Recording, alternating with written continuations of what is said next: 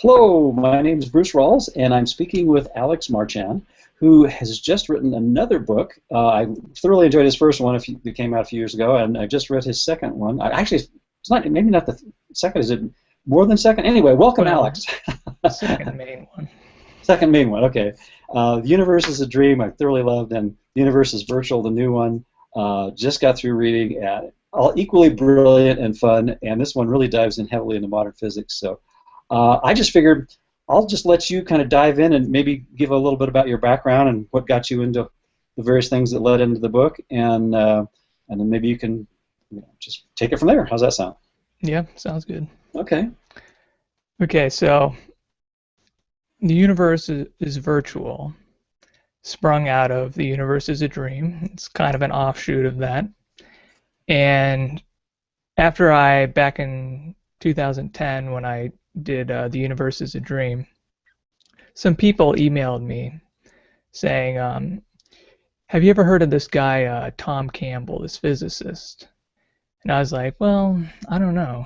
And so I looked him up, and because people thought some of the stuff I said sounded, similar to stuff he talked about.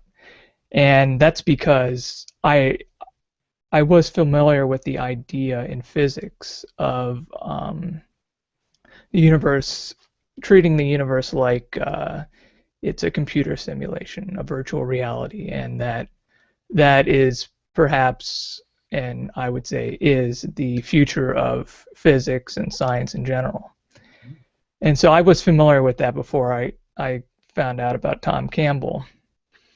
But at first, when I looked at the Tom Campbell stuff, there was one thing that kind of turned me off, and that's because it had the typical open-ended, like you just evolve forever and you just keep on getting more and more, you're evolving to perfection. And so that kind of turned me off initially, because my whole interest in A Course in Miracles, what really, made that so appealing to me is, finally this infinite regress problem, as I call it, was solved with this concept of perfect oneness, and that's the only reality. And so anyway, I didn't pay a whole lot of attention to Tom Campbell at first, but the desire to write a book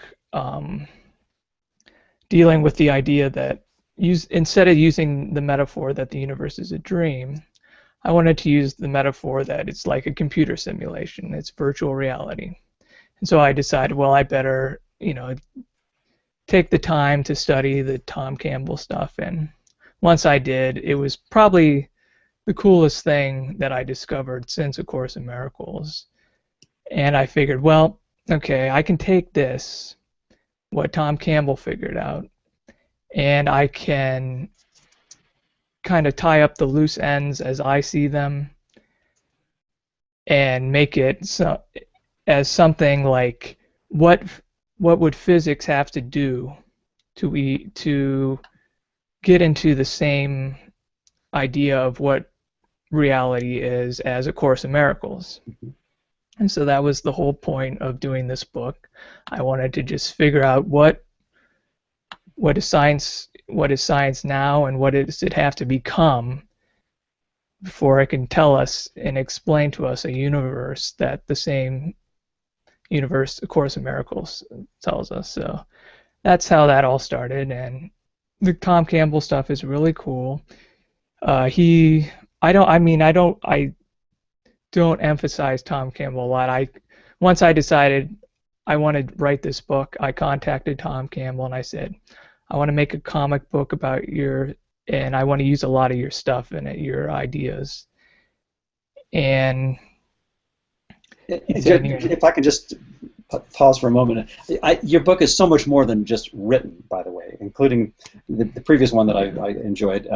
It's beautifully illustrated. I mean, cartoons almost does it injustice. I mean, the illustrations that you have are just wonderful. I mean, they're fun, they're engaging, and totally on point as far as all the concepts that you're sharing, and on each page. And so kudos for great writing, and the illustrations are just really fun. So anyway, thank you for that. Yeah, because the illustrations provide this extra layer for the writing. So it says, you know, something in the writing, and then you can just go further, deeper by kind of studying a lot of the illustrations I throw in there. So that just makes for a deeper experience with less words, more pictures, you know. So anyway, Tom Campbell gave me the green light on using his stuff to make a book, and I said I wanted to kind of change the bigger picture than what because he's a normal scientist, and he wanted to make a model of the universe that takes into account kind of more spiritual, metaphysical things, but be something that you could talk to other scientists with without seeming like a total kook at first, you know, because they're not in that. Until they got a little farther in the book, maybe. Yeah. For those that venture past about the middle of the book, then it starts getting fairly metaphysical. Yeah, right. Mm-hmm. But actually, the way that you phrased everything, it does throughout the book make it very accessible for anybody who has no exposure to non-dual metaphysics or A Course in Miracles, and so hats off to you for doing that. I think it really flows very well, and it's very readable and just a lot of fun. So yeah, and you talk about like the 5 different paradigm shifts that need to take place. Yeah, maybe you could elaborate on some of those, because I think those are really pivotal ideas in the way you develop them. Yeah. Okay. So okay, I figured out 5 major shifts that science would have to undergo to see the universe the same way that A Course in Miracles sees. And the first paradigm shift is the idea that the universe is like a computer simulation, that it's informational, that it's data, essentially. And science is beginning to get into that idea more and more. I would say the most interesting stuff in physics right now is the niche area of digital physics. It still hasn't caught on to mainstream yet. It's beyond the lunatic fringe, but it's definitely gaining traction, because after 100 years of basically knowing things about quantum mechanics and all this, and really not coming up with a coherent big picture to explain everything, it's time for science to go a different direction. Instead of looking at the universe as this physical, objective, mechanistic thing, and think of it more as a informational system, like a computer system. Okay, so that's the first paradigm shift, is that just the idea that the universe is virtual, and there's scientists that are working on that. And my only issue with what most of them are doing is they're trying to treat the universe as a self-computing simulation, basically, instead of it being computed elsewhere or by other, as I say in the book. So hinting at mind, perhaps. Just yeah, right. So that's the second paradigm shift, that after messing around with this idea, science will eventually have to say, well, a simulation can't compute itself. We got to just come to terms with that. So what is computing the universe? Well, they can dance around for a while before they just finally come to the idea and start exploring the idea that, oh, okay, we might as well just accept it that mind or consciousness is the computer computing the universe. Now, wasn't that back when the Copenhagen interpretation was, kind of revealed, when all the physicists in Denmark got together however many decades ago, and quantum physics was being birthed, and they kind of looked at each other with a double slit and said, mind can no longer be swept under the rug. We've got to deal with this, but how do we break this to the world? And they kind of like yikes, you know. Yeah. And I think it seems like, in large part, it was sort of acknowledged, sort of, you know, under their breath, but it was kind of, you know, conveniently, systematically moved to the side over the years, and occasionally it resurfaces now and then, but then for the most part, the whole mind as primary issue seems to be one of those things that just like, oh well, maybe if you ignore it, it'll go away. Right. So anyway, Yeah. So like that's kind of my impression of what might have happened in Copenhagen. You know, they're just kind of like, oh no, what the hell do we do now? Yeah, right. And a lot of the physicists back then did kind of say, well, we're going to have to kind of accept this. But then as time went on, it did get kind of pushed under the rug, and I think the basic idea in science was that, well, we just don't understand this right now, but we eventually will. It doesn't say that, you know, mind is primary, okay? So they just, and by taking that stance, really not a whole lot has really happened and fundamentally in physics for 100 years. There's really no huge, big paradigm shifts since then. And that's because they've ignored, you know, a key thing that they discovered a very long time ago because it didn't fit with what it basically undermines the whole idea of science, because science says the world is objective, that it exists independent of the mind, and that's why we can say that this is true scientifically, because it's independent of the mind. But things are only approximately objective in this universe, and I talk about that in the book. So that's paradigm shift number 2, the idea that the computer computing the universe is mind, is consciousness.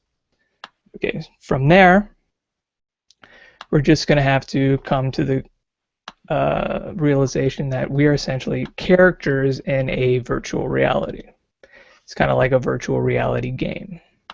And what is the objective of that game? Well, that's the next thing that they would have to figure out once they come to terms with we are essentially characters.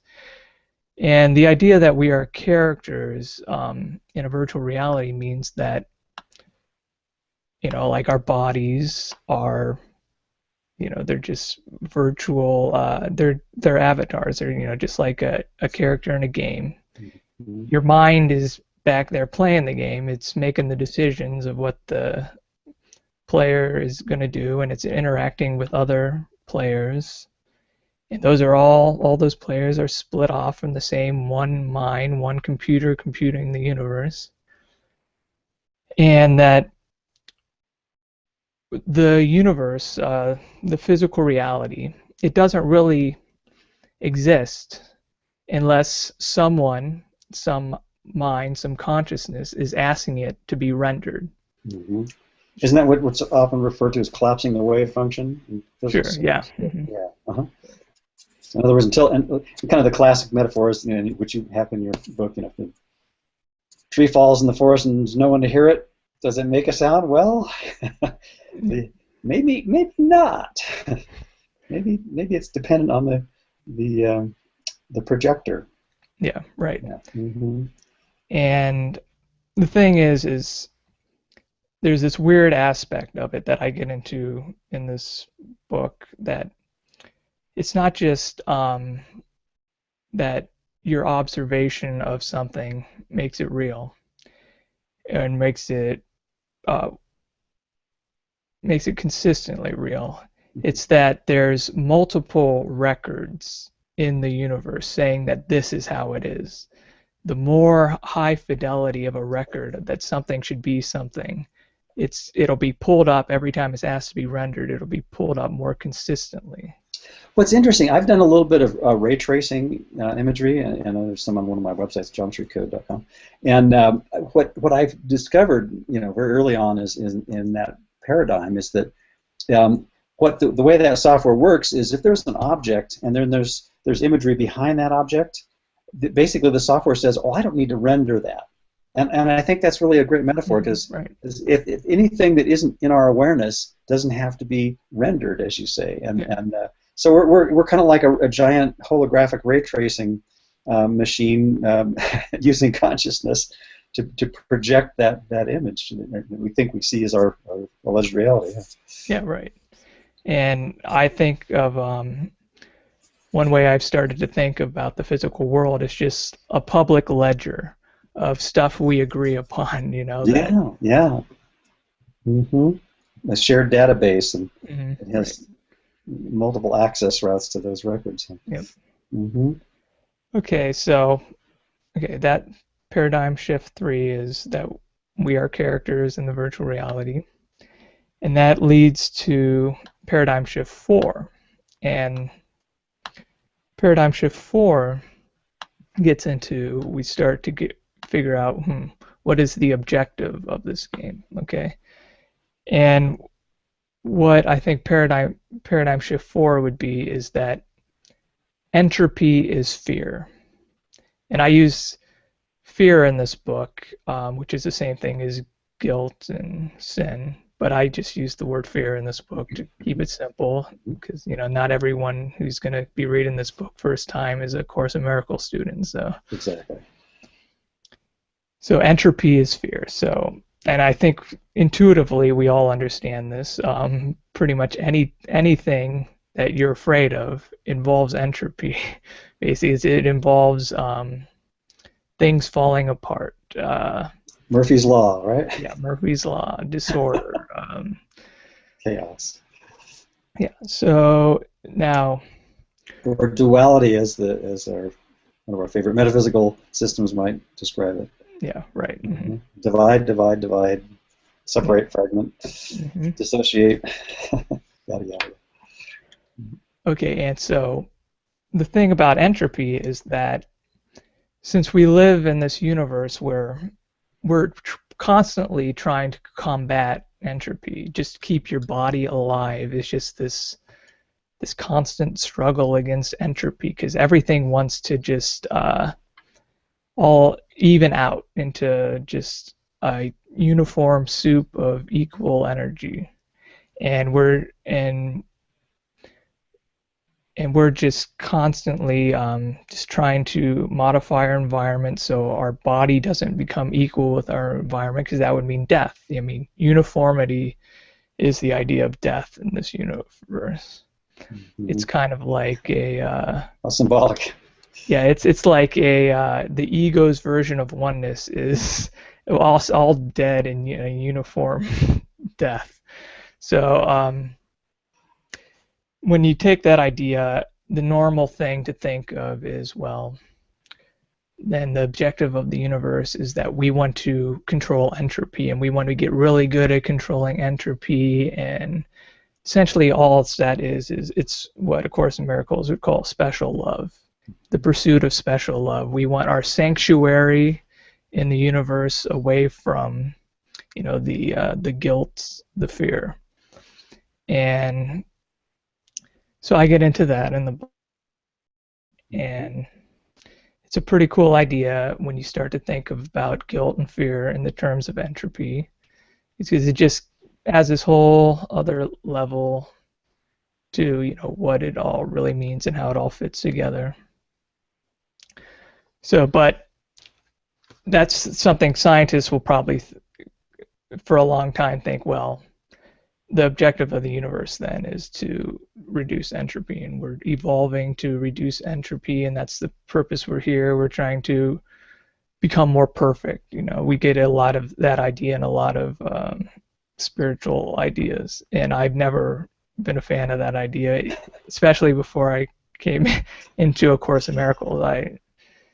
It's the infinite regress problem. As you're saying that, I was thinking back to my college thermodynamics class and studying about entropy, and thinking about how I remember the instructor saying something about eventually the universe will decompose and collapse into this random assortment of molecules bouncing around at like 3 or 5 degrees Kelvin or something like that, and I thought, wow, that doesn't sound too enticing, and the whole entropic thing, that it's sort of like this zero-sum game that you try to strive for, where if you're lucky, in ecology, for example, is one area where entropy kind of enters in, and you think, well, gee, if we're lucky, maybe we won't damage the planet, at least our little part of it, by, I mean, the standard that's held up now for businesses and corporations, and to make a zero impact on the environment, like that's the best you can do, is to have negligible impact, carbon footprint and all those kind of things, and trash and so forth. And it's like, no matter how hard you try, you're always going to get close to that zero, but not quite. It's sort of like the speed of light. Yep, right. But forgetting the fact that there's a fundamental question that isn't asked, is like, well, is fixing the dream really the solution? Yeah, right. Which is where the non-dual metaphysics comes in to provide something more encouraging than the bleak alternative that the physics-only approach, or the physics as the only reality approach leaves off. Yeah, and the idea that you just can't win as far as entropy goes.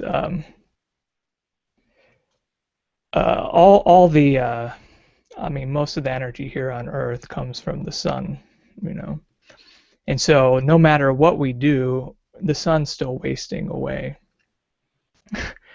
But the good thing about pursuing should I panic? The one good thing about pursuing lower entropy is eventually you'll come to the conclusion, there's got to be a better way than this, because this just goes on forever.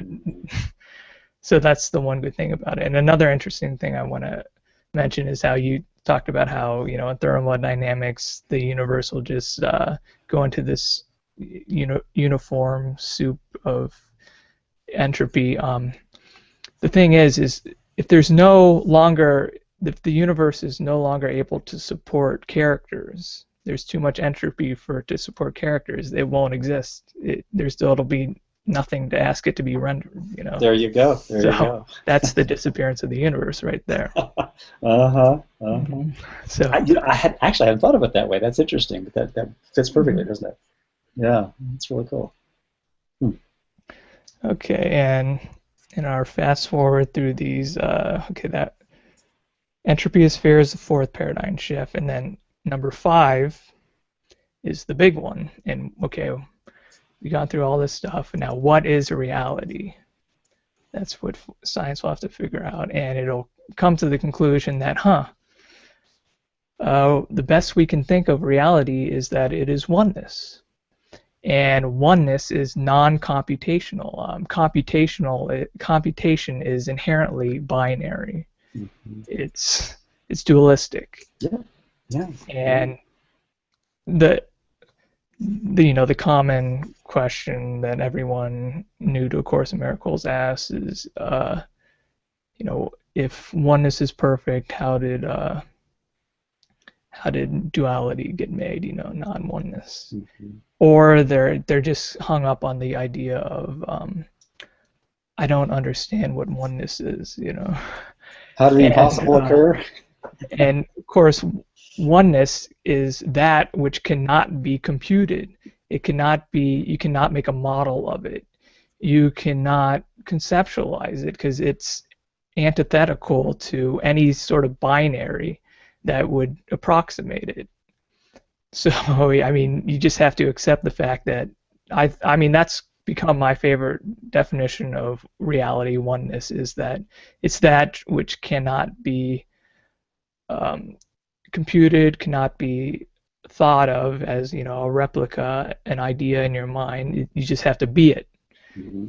Certainly, it seems like there's a lot of Eastern mystical traditions that would go there and suggest that no matter what kind of representation you might want to attempt, it's going to fall short. And Plato was certainly in that camp. It would seem that he says the perfect whatever is only, and you can take like a cup or a chair or a book and say these are examples, but the perfect version of that can't be represented, and And so extrapolating that to, the perfection that we really all are and spring from has no representation. It just has no form. Yep. Yeah, and in this book, I was just mentioned now that the common question of if oneness is reality, how did multiplicity, duality get made? And I've been trying to figure out a good answer to that question that's at least somewhat satisfying. Sure. Okay. Right. And the best idea I've been able to think of is the relationship to the idea of a perfect circle, and the relationship of the diameter of a circle to its circumference, diameter to circumference. So there's no such thing as a perfect circle, and I get into that in this book because I finally wanted to really explore that metaphor, so I do that in this book. There's no such thing as a perfect circle in this universe, because ultimately it's made out of some sort of pixelation.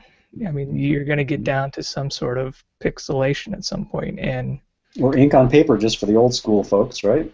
Yeah, right. The little finite blobs of ink, one molecule next to the other, and then you've got jaggies down there somewhere, right, if you zoom in far enough. But we can conceive of a perfect circle as an idea, even though it's not something we can really create in this world. And so I think of the perfect circle as a good metaphor for God and oneness. And to think of what we are is we kind of separated ourselves out of that idea of the perfect circle. We are essentially the diameter of God. That's what we are. That's the way I like to think of it. And if you don't separate the diameter out of a circle, it's still there, but you haven't separated it out. But once you separate it out, now you have this this ratio between the diameter and the circumference, which gives the infinite sequence of numbers known as pi. Mm-hmm. And pi represents this idea of that you can never create the perfect circle just using the diameter. And essentially what we've attempted to do with this universe is we have tried to make our own perfect circle using just the diameter, and it doesn't work. So we've split ourselves up into all these pieces. So if you split up a line into 3 pieces, you make a triangle. You're getting closer to a circle. You add more and more sides to that polygon, the closer you get to a perfect circle. And that's essentially what we've done by splitting our mind up. And I get into that in the book. That's a great metaphor. And interestingly enough, I can say that word. The number pi is not only an irrational number; it's also transcendental in mathematical jargon, which I think is kind of a cool word, which means it sort of transcends, even metaphorically, the notion of what we can try to do with finite dimensions. Because the idea of a transcendental number, without getting too technical, is there's no polynomial, there's no sequence of numbers multiplied by x to a certain power, whatever, and although for however many powers you want, and then added together, that's a very crude and inaccurate definition of a polynomial. but it's basically that idea is that no matter how many rational things that you want to put together, in how many finite concepts metaphorically you want to try to throw at it, it's never going to reach the transcendent reality that is really beyond that and is formless. Yeah, right. And interestingly enough, too, I was just listening to one of Kenneth Wapnick's audios the other day, and he's used on several occasions the metaphor of the spokes of a wheel and how the hub of the wheel is really the essence, that the point inside the circle is like the essence from which whatever circle we might want to, or sphere, depending on how many dimensions we want to go, emanates. But we're, like you say, we're like little hubs or spokes or diameters of circle or sphere, and without the hub or without the circle, without something that defines the wholeness, as a fragment, it's just another. It's just degenerated into another special love, special hate situation, as the Course would say. It's just turned into something where I think one part of the cosmos is more important than all the rest of it, even on the level of form. Huh? Yeah, cool. I like the way you did the diameter circumference thing, because that really fits. I mean, we think we're like a piece of this thing, and we just get ourselves into trouble.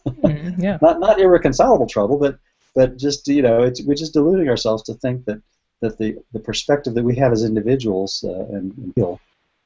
Yeah. So after asking for a good metaphor for a long time, that's the one that came to me. So that's a very good one, actually. I mean, considering that there no metaphor is ever going to cut it, that's a remarkably good one, actually. Yeah. Mm-hmm. I like geometric metaphors anyway. Right. Yep. Okay. Okay. That was paradigm 5. Now, in the book, I go and I say there's a bonus paradigm, and this is paradigm 6, and this is what every fragment of mind has to undergo, this paradigm. So you don't have to wait for science to do this. And basically, the last paradigm is about quantum forgiveness. Is that the point is to essentially erase the universe, erase the data, and return to oneness. And there's this cool thing that I discovered in this whole exploration of the subject, and it stems back to the whole old-fashioned double slit experiment, and that is the idea that reality, or the world as we see it, it requires records to exist. And essentially, a grievance is just a record you're holding of that makes the universe seemingly exist. And what you can know scientifically, and I also explain in the book a alternative version of the classic double slit experiment.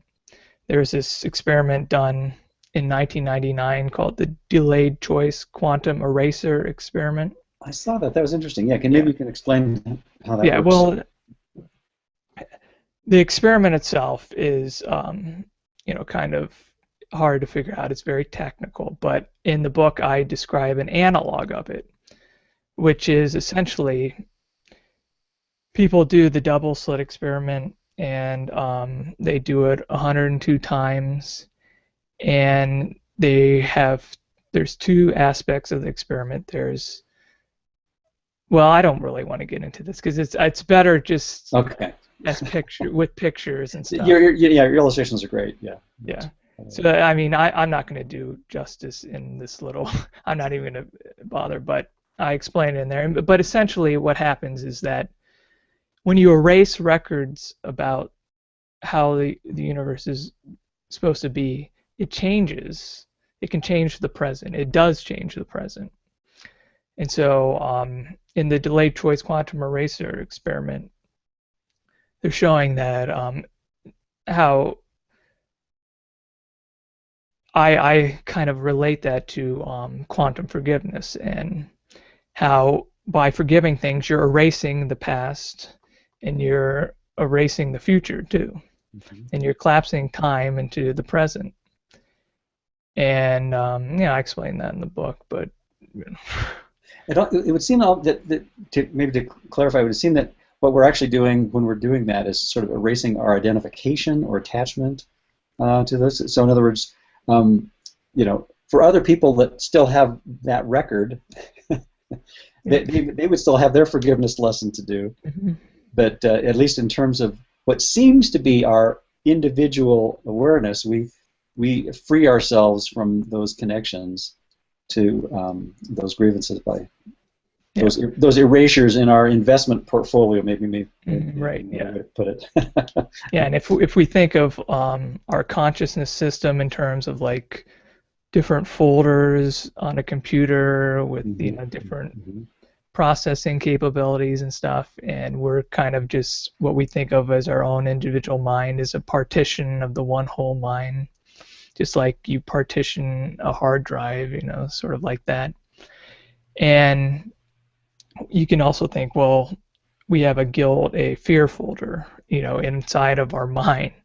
And what we're trying to do, the objective of the game is we're trying to erase all the data in that fear folder so we lose all our investment in this world and our fear of reality, of oneness. So. And we get to do that systematically. We don't have to do it, with one bulky race. Right. We get to. Yeah, you just. It seems like our classroom of forgiveness is really more about just noticing, as a lot of Gary Renard's teachers suggest, whatever comes up in front of your face on a given day, and realizing that that's our forgiveness lesson. Yeah, right. Yeah, that's the game. That's the whole game. Stuff's gonna pop up. It's gonna show you what's in your unconscious mind, and you got to look at that with spirit instead of ego, and erase it. And in this book, to give the Holy Spirit, a more physics techno name, I call it the big anti-bit. With the choice for oneness, it's the anti-bit. It's the eraser of the bits that make up the universe. Yeah, that's another good metaphor too, because we're basically going beyond the binary paradigm whenever we choose to forgive ourselves for having dreamed up a universe of separation and a virtual reality simulation that's second to none, that puts all the Hollywood and wherever else they give awards around the planet words to shame, relative to what we've manufactured with this holographic capability of our minds. And what a simulation! What an astonishing virtual reality game we made. Yeah, I mean, it's just really high definition. That's why Very we're high impressed by definition. it. Exactly. It's high enough definition that we can't see the definition, and Ego's retina display. and it's rendered to us as much definition as it needs to be, because obviously I don't see individual atoms, and individual atoms are just a model anyway. They don't really exist anyway. No one's ever actually seen an atom. It's just a way of understanding these things conceptually. They're not really points of like little solar systems of that make up an atom. So like right now there's air in this room, and then I'm breathing it. And supposedly air is made out of a bunch of different kinds of atoms, okay? And I obviously am not, I don't see these atoms, I'm not even in any way. They're invisible, in fact, unlike a lot of atoms. So, but I'm breathing, but I'm not, it doesn't really, those individual oxygens, that's not really being rendered. All that's being rendered is that there's the probability of oxygen in this room. Is the probability high enough? If so, then I'm breathing just fine and doing just fine, because the rule set of my body says you need to be in an environment that has oxygen available and stuff like that. It's back to belief, doesn't it? Yeah. I love the way you've put that in the book too, because that really is a great example. Yeah. It all depends on what our belief system is and what we need to render at what resolution in order to make our dream system work for us. Whatever. Yeah, and a lot of people have a lot of like I don't know, body fear, anxiety, because you think it's too real. Like like I always like there's things about the body I just prefer not to even know about, like how does the eyeball work, and you take out an eyeball and look at all those cords coming out of it, I mean, I don't really care about that. And in fact, kids or like like even like home, yeah, how the brain works, and there's like all these weird connections, but really I mean, I've never seen my own brain, and I don't even think I've gotten any medical scans showing my brain. And so it's actually never been rendered in this universe as anything other than a probability. I have a probabilistic brain. You know, it's following the rule sets of my particular avatar, that it's, you know, capable of having certain thoughts and stuff, but it's never actually been rendered. And therefore, the idea that, you know, my brain is anything other than a constraint, that it, you know, because, you know, science wants to, they've been stuck in this idea that, well, we got to figure out how matter makes consciousness, you know, how the brain makes consciousness, and that, and the whole trick, since it's so complex, they just, well, it's just so complex, and that's the reason we can't figure it out yet. But, you know, it's just a trick. How do those characters on the screen make the projector? I mean, it's amazing. How do they do that? Yeah. Yeah, right. That's exactly. Those pixels are so talented making up that projection system. Yep. Yeah. Yeah, the virtual reality metaphor is such a great one, and you cover so many really good paradigms in your book. I love your example of the brain. I happen to have that up on my Kindle version here. Yeah, with all the different centers in the brain, the reasoning center, speech center. My favorite, right below the sex center, actually, is the center identifying center. No, that's the best one. that one. I mean, there's a lot of humor in your book, but that one particularly hit my funny bone when I read it. I think I. And then the same joke in. Yeah. What's that? I think I put that same joke in The Universe is a Dream. Oh, really? Oh, okay. Okay. Well, anyway. But I changed it up a little. There's and any repeated jokes, I usually change up at least a little. I thought that was particularly fun. Yeah. So I mean, I just, if you can get in that mindset that your body is just an avatar in a video game, you can just really chill out as much as if you're just playing a video game, because you're not really worried about that character that much. You know, you don't want to die in the game. Yeah. But you're not really that worried about it.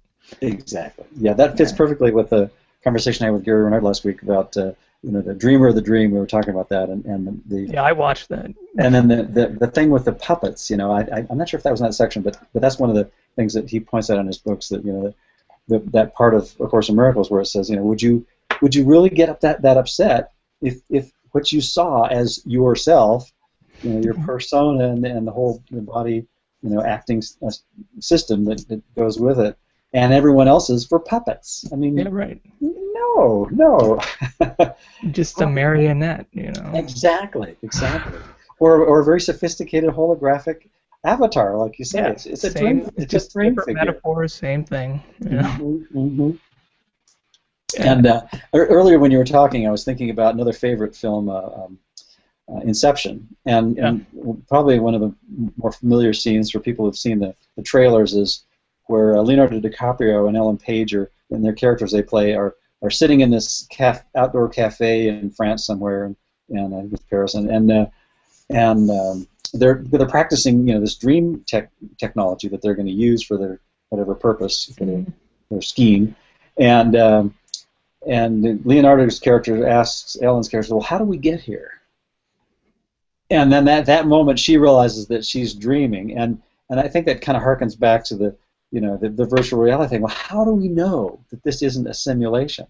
Yeah, right. Well, like you say, there has to be a oneness that's outside the dream of space and time that is capable, but we all have that, and that's the shared interest, the truly shared interest of the oneness, the circle, the indivisible wholeness that we all have as one being, that is able to use this mental faculty to look at anything that has a computational aspect, anything that has a dualistic underpinning, and say, this is simulation. Yeah. But, you know, our ego is not going to sit still for that, so it comes up with all kinds of things, and makes big deals about our bodies and all the investments that we have in it. But, yeah, like, you know, like what you should eat, you know. Oh, yeah. That's a big thing. And if you just think of, instead of worrying about what you eat, just think, well, there are things you could eat that are more probable to not killing you or making you feel good. And just So stop just worrying about the particulars. really just go into the kitchen with your statistical calculator and with the catalog of all your beliefs and Yeah, right. Yeah, dial it in, right? all it is. And Oh, that's really good. That's really good. Well, there's a whole bunch more in your book. Is there anything else? Because I think we're getting close to about an hour. yeah, it's been about 50 minutes, I think. Is there anything else that you put into it or that went into it that may not be obvious to people that read through it, or some of your background that kind of how did you get into a lot of this stuff and what led up to it? Well, I mean, I've always been I guess you would call it an armchair physicist, which is, I'm not a professional physicist. I really don't have the patience for that. You just play one in a virtual reality game, right? Yeah, I play one in virtual reality, though. I mean, I can read all the books. The guys that got the PhDs, did, but I'm not a math guy, and it would be kind of dumb for me to dedicate my life to this thing that's all about math, because I'm more of an art guy. But I do like math. Yeah, I can relate to that too completely, and I have a whole website devoted to geometry. But when people ask me, is that your main thing? Well, no, it's just an interest, and right. Because I think it's a useful metaphor, and your artistry obviously is brilliant and a whole lot of fun, and I like how you create the virtual cartoon characters that represent the symbolically the oneness that goes beyond the physical form. Yep. And a lot of great ideas in it that make it really accessible to take the ideas of modern physics and then go beyond where it may take centuries or millennia for them to get to, if ever. Yeah, if ever, but the potential's there. Right, and right. Having like a blueprint in existence, a record of the possibility out there, that increases the possibility. It does, yeah. And I think there's a lot of places where, the metaphor of the finger pointing that direction, but we tend to worship the finger because we want to, solve the problem within the dream. And even Einstein, came up with this classic phrase that you can't solve the problem on the level it was made. Well, yeah, right. If the virtual reality paradigm imposter that we call ego, that we call our finite separate selves, is what collectively made up this simulation, this dream, then it's not going to be solved from within the dream. So, yeah. But we keep trying to go there, as long as we're using ego strategy. Yeah, and something I mentioned in the book is how science, to evolve, basically, it'll have to somehow figure out how to incorporate personal experience, because that's you're not gonna ever believe the universe is a dream or a virtual reality or whatever metaphor you like until you have some experiences that are beyond the normal realm of experience. You got to experience, things that aren't supposed to happen in an objective world, and then that's like I've had lots of, just subjective experiences that are profound to me, that how could I convince anyone else that they're as profound as they are, because they're a personal experience. They don't come with a bunch of evidence that I can expose to people, and even if they did, people would say, well, that's just a coincidence, and your own personal experience is primary as far as really figuring out anything really, because anything could be a lie unless you experience it. Mm-hmm. To me, an excellent system for determining whether or not I'm using a dualistic paradigm or not is, how do I feel? And usually it works best by counterexample, as if I'm the least bit upset, irritated, annoyed, worried, depressed, discouraged, fearful, all the classic ego adjectives, then I pretty much know that I've been dabbling with that paradigm. I've been using that interpretation of the simulation. Mm-hmm. Yeah, and that's like a good kind of like an instrument, like a scientific instrument we all have in ourselves. How do I feel? Mm-hmm. And Yeah, that's a very good instrument. That's part of our experience. Years ago, before I ever got into, you know, significant metaphysics, I was starting to dabble with it a little bit in high school, and this phrase kind of came to mind. Speaking of subjective experiences, I'm choosing to feel this way, and I thought, well, that's actually a pretty useful phrase. And so I took, you know, the old fanfold type computer paper back in the day and wrote it in big block letters, and had it up on the wall in my bedroom, and I on good days I would look at that and I said, yes, I'm choosing to feel this way. But when it really worked effectively, when I found that it was actually helpful, most helpful was when I would look at it when I was not exactly in the optimum attitude state that I wanted to be in. Right. And I had to admit to myself, okay, this is my virtual reality simulation. I am choosing to feel this way because that's how I'm choosing to interpret the data of this simulation, and I'm you know, taking what is really just meaningless bits of ones and zeros and ascribing a meaning to it that is I'm choosing to be upset by. Yeah, right. Which is pretty silly. Yeah, right. Yeah, I mean, that's one thing I like about A Course in Miracles so much is that I'm responsible for all this, and I can't blame anyone else. It's my responsibility to, you know, forgive all this. And I'm not depending on anyone else. I can't blame anyone else if I don't do my forgiveness lessons, you know. And it's an empowering thing. It's not like you're this victim that's just wandering around, and it's just all these forces are interacting with you and you can't do anything. You just have to fight them. But no, it's just, this is my responsibility. I chose this, and I just have to forgive it if I don't like it. Exactly.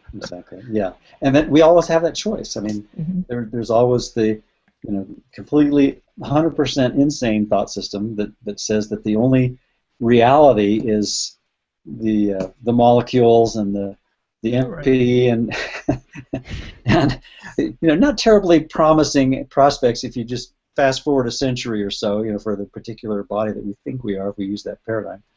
And then there's a 100% sane thought system that says, yeah, there must be a better way, you know. Maybe this is a simulation. Maybe this is something that I can choose how to interpret, and I've got help with that. And we all have, you know, the opportunity to listen to, like, Holy Spirit, inner kindness teacher, whatever, the anti-bit, Yeah. whatever paradigm works, you know. And I like the anti-bit too, because it's not just a bit; it's the whole thing, you know. You know, we're all the whole thing. And another thing I really like in Gary Renard's, actually was in his Fearless Love audios, that I find helpful, is that and ties into what you did in your book too. Is it, you know, we're not just part of the whole. We're all, each of us, we're all of spirit. We're all the entirety of perfect oneness, and that paradigm can't be expressed in a simulation. I mean, that truth of it, rather, can't exist in a simulation. It can be reflected when we choose to you know, like you say, do your forgiveness work and that sort of thing. Yeah. Yeah.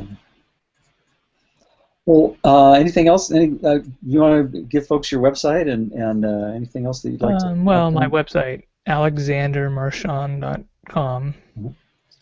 Pretty easy.